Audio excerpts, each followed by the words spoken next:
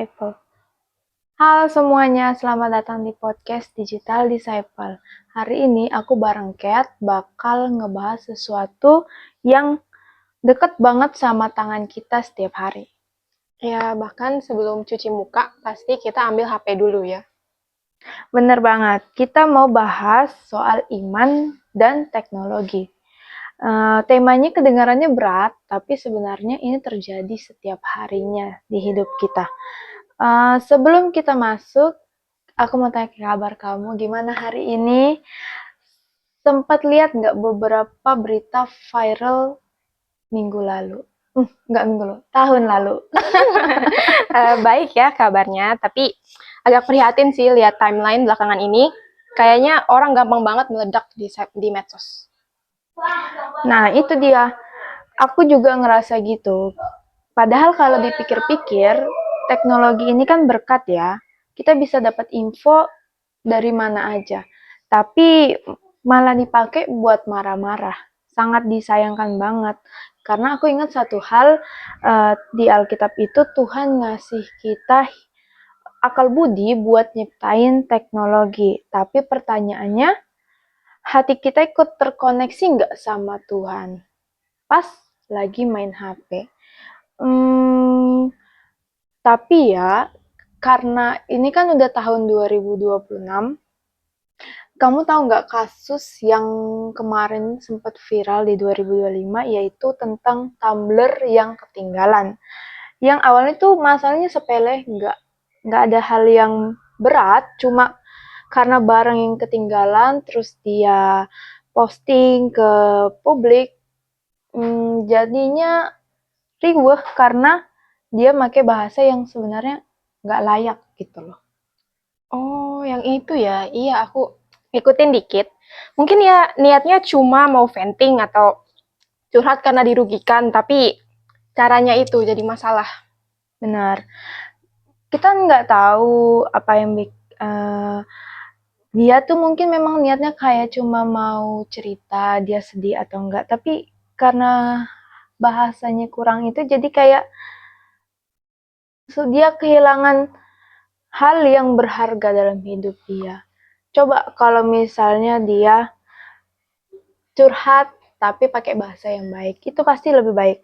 Terus aku juga langsung kepikiran sama ayat di Yakobus 1 ayat 19, katanya kita harus cepat untuk mendengar, tetapi lambat untuk berkata-kata, dan lambat untuk marah. Wah, kalau di zaman sekarang, ayat itu bisa diterjemahin jadi cepat buat baca informasi, tapi lambat buat ngetik, dan lambat buat ngepost lagi emosi. Bener banget. Kadang kita ngerasa kalau posting sekarang kita kalah, kita kayak harus banget ya posting sekarang juga gitu. Padahal itu cuma ego aja, cuma buat nyenengin keinginan kita doang. Padahal kalau kita nggak posting sekarang juga bumi masih jalan-jalan aja, nggak ada hal yang besar terjadi. Tapi itulah, kita juga harus punya iman, di mana iman ini jadi rem supaya kita pas lagi main HP, kita bisa tahu apa yang perlu kita lakukan dan apa yang nggak perlu kita lakukan. Dan itu juga bisa jadi mempermudah hidup kita dan menjauhkan kita dari kehancuran. Tapi kadang orang ngerasa, kan aku cuma nulis fakta. Emang salah kalau kita posting fakta tapi sambil emosi? Nah, ini poinnya. Di Efesus 4 ayat 29 dibilang, janganlah ada perkataan kotor keluar dari mulutmu, tapi pakailah perkataan yang baik untuk membangun. Kata membangun ini kuncinya. Meskipun yang kita omongin itu fakta, tapi kalau tujuannya buat ngeruntuhin harga diri orang, itu bukan karakter Kristus. Dan kita sering lupa kalau di balik akun yang kita serang ada manusia yang diciptakan segambar dan serupa dengan Allah. Itu persis di Kejadian 1 ayat 27. Jadi pas kita ngehujat orang di medsos, kita sebenarnya lagi ngehina ciptaan Tuhan sendiri. Ngomong-ngomong soal jempol, aku punya pengalaman pribadi sih. Oke. Jadi aku lagi scrolling terus lewat satu konten yang bahas tentang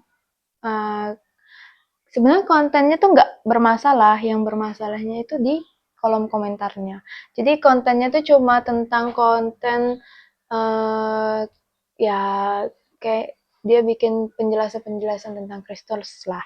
Terus mungkin bagi orang lain tuh kayak ini nggak sesuai sama kepercayaannya mereka. Jadi dia taruh di kolom komentar, terus dia komen dengan bahasa-bahasa yang kayak seakan-akan kepercayaan kita tuh nggak benar. Padahal kan kita semua punya kepercayaan masing-masing dong, ya kan?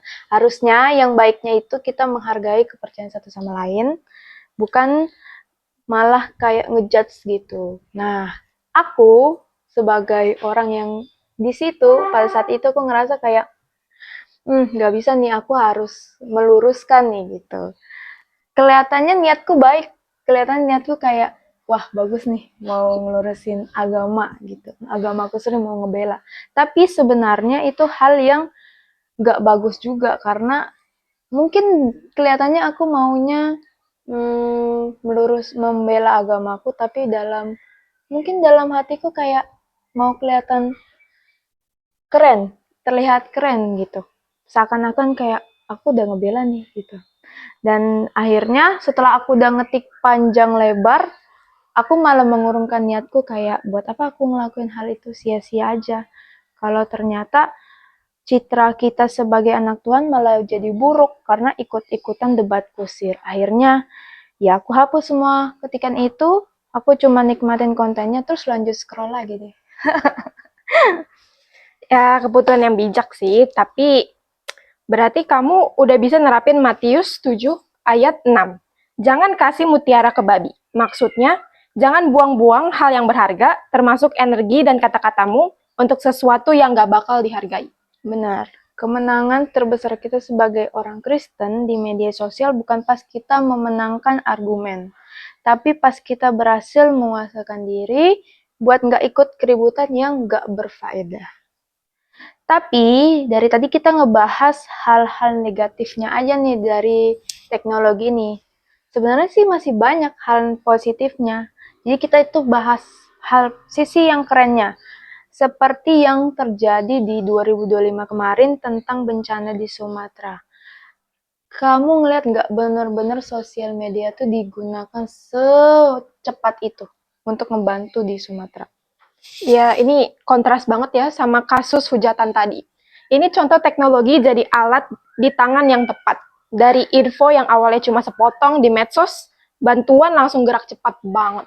Asli, aku merinding banget liatnya anak-anak muda, semuanya di antara golongan-golongan dari manapun, muda, tua, semuanya langsung cepet banget update kondisinya, update link-link donasi langsung disebarin. Di sini aku kayak teknologi itu sebenarnya benar-benar bisa jadi jembatan kasih. Kayak Amsal 3 ayat 27 isinya janganlah menahan kebaikan daripada orang-orang yang berhak menerimanya. Padahal engkau mampu melakukannya. Dulu kita mampu, tapi mungkin nggak tahu caranya bantu orang jauh. Kayak susah, mau gimana pun. Tapi sekarang karena ada teknologi, cukup kita up link donasi, kita langsung bisa bantu saudara kita yang di Sumatera dalam hitungan detik. Ya, setuju. Di sini aku ngerasa teknologi itu sebenarnya powerless, dia cuma alat. Kayak pisau lah ya, di tangan koki jadi makanan enak, tapi di tangan penjahat jadi bahaya. Iman kita yang jadi tangan, yang megang HP-nya. Jadi kalau yang megang punya kasih Kristus, ya jadi berkah. Bener banget. Makanya kalau hati kita sehat dan dekat sama Tuhan, pasti isi feed kita, isi komentar kita, bakal jadi saluran berkat buat orang lain. Aku juga kepikiran konsep tubuh Kristus di Korintus 12 ayat 26. Di situ dibilang, jika satu anggota menderita, semua anggota turut menderita. Dulu kalau saudara kita di Sumatera kena bencana, mungkin kita baru tahu seminggu kemudian atau sebulan kemudian, tapi sekarang hitungan detik kita tahu dan saat itu juga kita bisa ngerasain beban mereka dan langsung bertindak. Nah, itu teknologi sebenarnya ngebantu kita buat mempraktikkan ayat itu secara nyata. Jadi nggak ada batas lagi. Benar. Teknologi itu memperluas jangkauan kasih kita. Bayangin, Tuhan kasih kita internet supaya bisa jadi garam. Yang nggak cuma asin di dapur sendiri, tapi asin sampai keluar pulau. Di Matius 28 ada perintah agung buat jadi saksi Tuhan. Sampai ke ujung bumi. Sekarang, ujung bumi itu jaraknya cuma sedekat layar HP kita. Kita bisa kasih semangat ke orang yang mau menyerah, di belahan dunia lain cuma lewat satu komentar yang menguatkan. Itulah cara dan kita membiarkan terang kita bercahaya di depan orang, kayak yang dibilang di Matius 5 ayat 16. Iya, setuju. Tapi tantangannya gimana caranya biar kita tetap fokus sama kebaikan itu? Karena biasanya berita buruk atau hujatan lebih gampang viral daripada berita bantuan yang kayak gini. Benar, ini tugas kita sebagai anak muda Kristen. Algoritma itu kan mesin, tapi kitalah yang ngasih makan mesin itu. Kalau kita lebih banyak nge-like dan share hal yang mulia, adil, suci, kayak yang dibilang di Filipi 4 ayat 8, maka lingkungan digital kita juga bakal berubah jadi lebih sehat. Kita yang harus kontrol algoritmanya, bukan kita yang disetir sama tren yang gak berfaedah. Jadi, buat muda-mudi Indonesia, tantangan kita itu sebenarnya bukan di teknologinya, tapi di kedewasaan iman kita sampai pada teknologi itu tersendiri. Aku punya prinsip dari 1 Korintus 6 ayat 12. Segala sesuatu halal bagiku, tetapi bukan semuanya berguna. Kamu bebas mau posting apa aja, bebas mau komen di akun siapa aja, tapi pertanyaannya ini berguna nggak buat kamu, buat pertumbuhan imanmu, atau itu memuliakan Tuhan nggak? Poinnya bagus banget ya. Berarti kita harus punya filter sebelum jempol kita tuh beraksi. Karena nggak semua yang bisa kita lakuin itu baik buat kita lakuin. Benar. Buat teman-teman muda-mudi Indonesia yang sering bingung bedain mana suara Tuhan, mana suara netizen, aku punya tips praktis. Aku sebut filter THINK, THINK, yang digabung sama filter iman. Sebelum klik share atau kirim, coba tanya dulu ke diri kalian sendiri lewat poin ini. Poin T atau true, ini bener nggak atau cuma hoax? Jangan sampai kita nyebar fitnah, nyebar berita-berita yang belum kita tahu nih kebenarannya benar atau enggak, tapi udah kita sebarin aja. Juga kita harus helpful. Ini ngebantu orang enggak? Filter imannya ini membantu sama atau enggak? Atau malah menjatuhkan? Nah, juga inspiring. Ini menginspirasi buat jadi lebih baik atau enggak?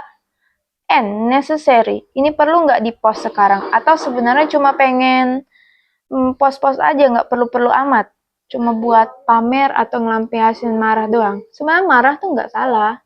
Cuma kita harus pakai bahasa yang benar. Terus kind. Ini sopan dan penuh kasih nggak? Tuhan Yesus lihat postingan atau komen aku ini, dia bakal seneng nggak ya? Atau dia malah kayak sedih ngeliat komen kita. Jadi kalau misalnya udah dirasa nggak cocok nih, nggak sesuai sama iman kita, mending dihapus aja. Kalau kita semua pakai filter itu, aku yakin media sosial bakal jadi tempat yang jauh lebih baik lagi. Jadi kita benar-benar mencerminkan kasih Kristus secara digital. Simple tapi kena banget. Harus gitu. Identitas kita sebagai pengikut Kristus itu nggak cuma pas hari Minggu di gereja. Tapi harus tembus sampai ke jempol kita di dunia digital. Karena itu yang kita lakuin setiap hari. Ingat ya, jangan sampai bio kita isinya ayat firman, ayat Alkitab. Tapi ketika di kolom komentar enggak mencerminkan firman itu sendiri. Ya bener banget, jangan sampai roh kita di gereja beda sama roh kita yang di kolom komentar ya. Bener, malu-maluin tahu kalau kayak gitu. Tapi ya, nggak kerasa kita udah ngobrol lewat dari 10 menit. Pokoknya intinya itu, kita jadi generasi nggak cuma pinter teknologi, tapi juga bijak. Karena kita punya iman. Amin, yuk. Mulai sekarang kita jadi netizen yang membawa damai sejahtera. Makasih yang udah nonton. Kalau kalian punya cerita gimana teknologi jadi berkat buat kalian, tulis di komentar ya. Kita diskusi sehat di sana. Tuhan Yesus memberkati. Sampai ketemu lain hari.